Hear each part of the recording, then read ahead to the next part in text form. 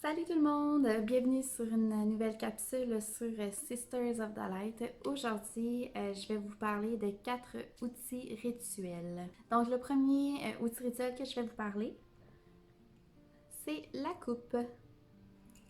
Donc je vais vous montrer ma coupe de près. Donc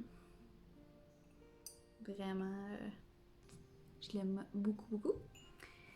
Donc on se sert bien sûr de la coupe pour y verser de l'eau, pour représenter l'élément de l'eau. On peut mettre la coupe à l'ouest de l'autel lors d'un rituel, puisque l'eau représente l'ouest en tant que tel. Donc on met l'eau dans la coupe et on met la coupe à l'ouest. On peut aussi y servir du vin ou d'autres breuvages qui peut servir d'offrande pour les sabbats. Ça représente aussi le ventre de la déesse, ou peut-être aussi l'utérus, pour la fertilité. Si vous n'avez pas de belle coupe comme ça, vous pouvez tout simplement prendre un verre d'eau.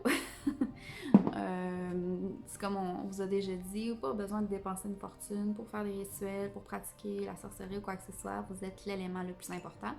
Mais si vous pouvez vous procurer des choses magnifiques comme ça, ben tant mieux pour vous, tout simplement.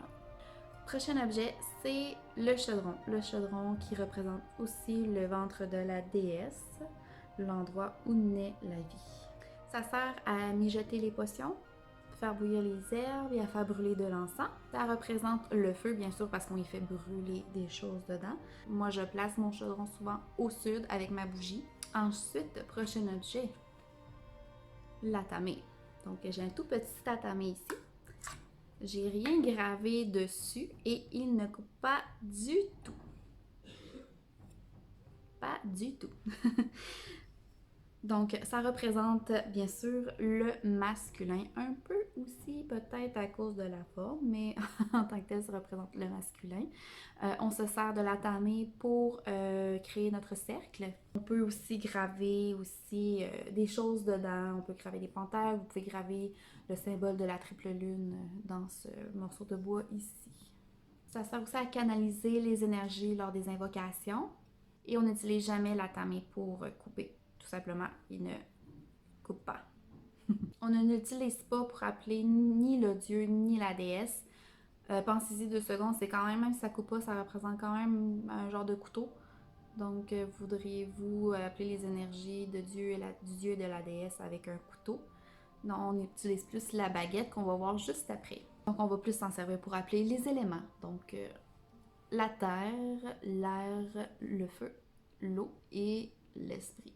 Donc, pour finir, la baguette. Donc, je vous présente, ça c'est ma baguette.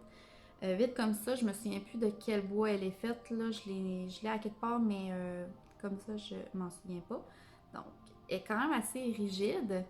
Et elle est un peu mauve, là. Peut-être que, ben oui, on le voit un peu dans la vidéo. Et elle est quand même longue, là, je veux dire, mon bras, elle fait presque mon bras en fait. Si on enlève mon... ça fait mon bras. J'ai pas des très grands bras finalement quand on regarde ça, ok.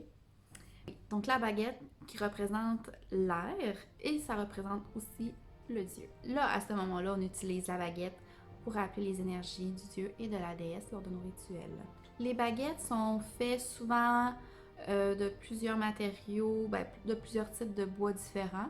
On a le saule, le sureau, le chêne, le pommier, le pêchier, le bouleau et le noisetier. Donc, vous pouvez aussi vous servir de la baguette pour ouvrir et fermer votre cercle et tout ça, mais juste à ne pas appeler les dieux et la déesse avec l'atamé. C'est une sorte de manque de respect, si on peut dire ça. Utilisez plutôt la baguette. Donc, ça fait un petit tour rapide sur ces 4 outils rituels-là. J'espère que ça vous a aidé pour de futurs rituels et on se dit à plus tard pour de prochaines vidéos. Bye!